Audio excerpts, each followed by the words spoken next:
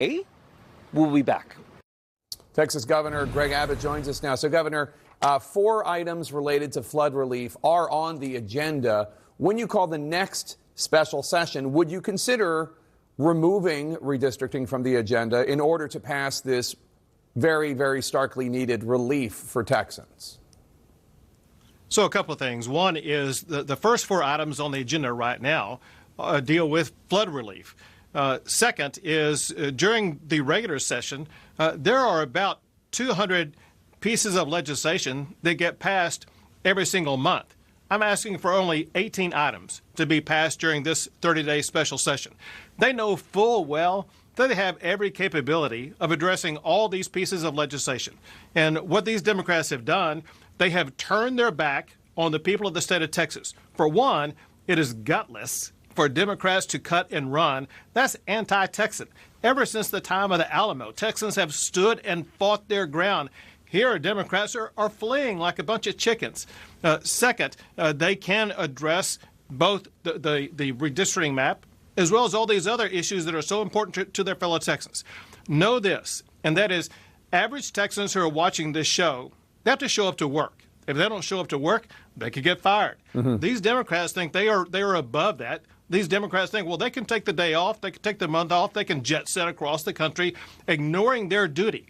By the Constitution, they are required to meet and consider and act on every bill that becomes before them. They're failing to fulfill their constitutional duty. Yeah, they are, just to explain for our viewers who are not Texans, as the minority party with a very small minority, they argue that their only way to stop this redistricting effort is to deny Republicans in the State House a quorum. So that's why they're doing what they're doing, just to provide their explanation.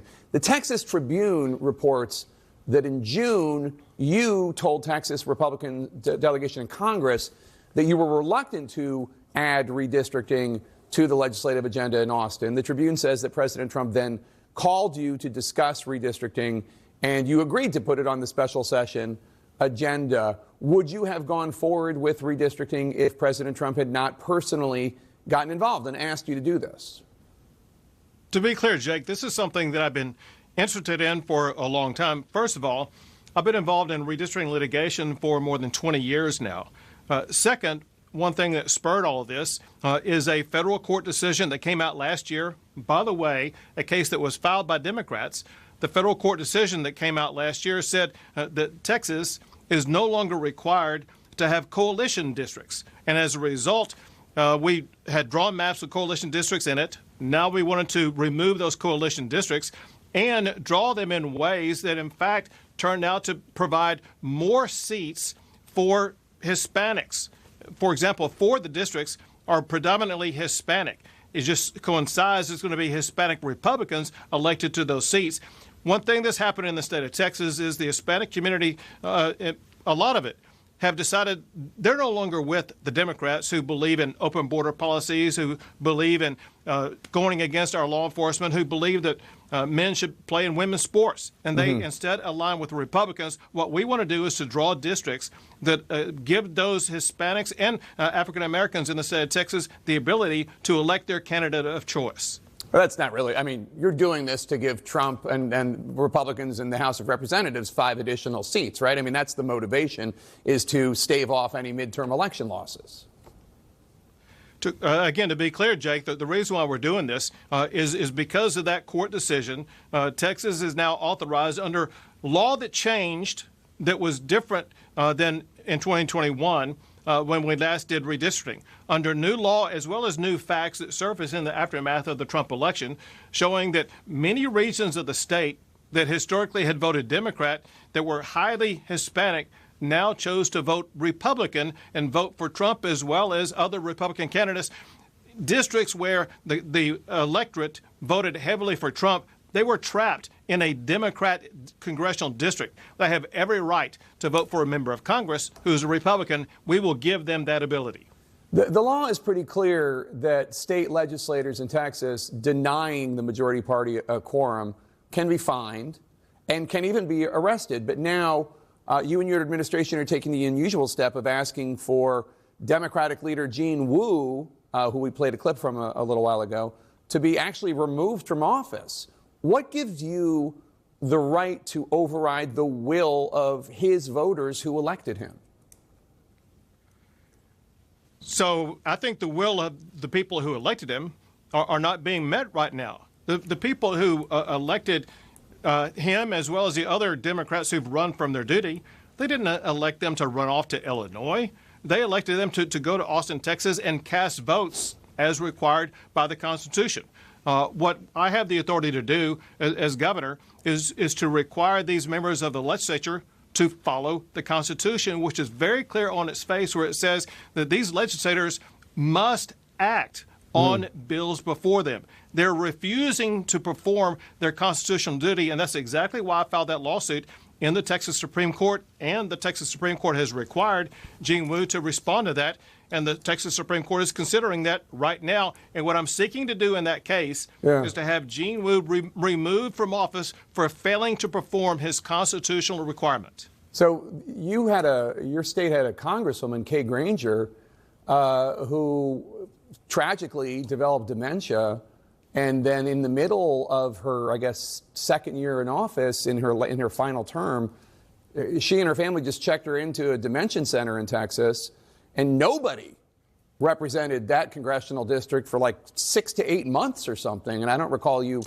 saying anything then. Well, I have the authority to apply the Texas Constitution to these members of the Texas House of Representatives. With regard to members of Congress, that's going to be up to the congressional delegation and to the federal laws of which the state would have no control over. What I do have control over, Jake, is what we're dealing with right now. Yeah. And that is, I called a special session, I put items on the agenda, and by Texas law, those runaway Democrats are required to act on that agenda. They're failing to do their duty, so there's a violation of state law that allows me to seek the removal of those who've abdicated their responsibility. Let's play this out. If they do not get removed by this court, this process is going to continue. I'm going to call special session after special session after special session.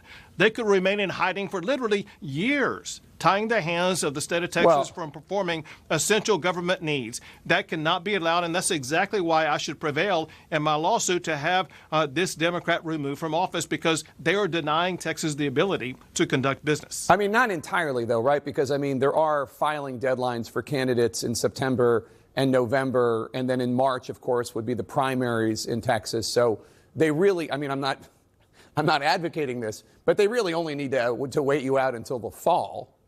Yeah. Sorry, Jake, that's not the case. Because I can call a special session at any time to have these districts redrawn. And even if we get to and beyond the filing deadline, we are still going to redraw these maps. And before we've done this, what we can do again, and that is have two different elections, one for all the other candidates on the ballot, one for members of Congress. And that's exactly what we'll do this time.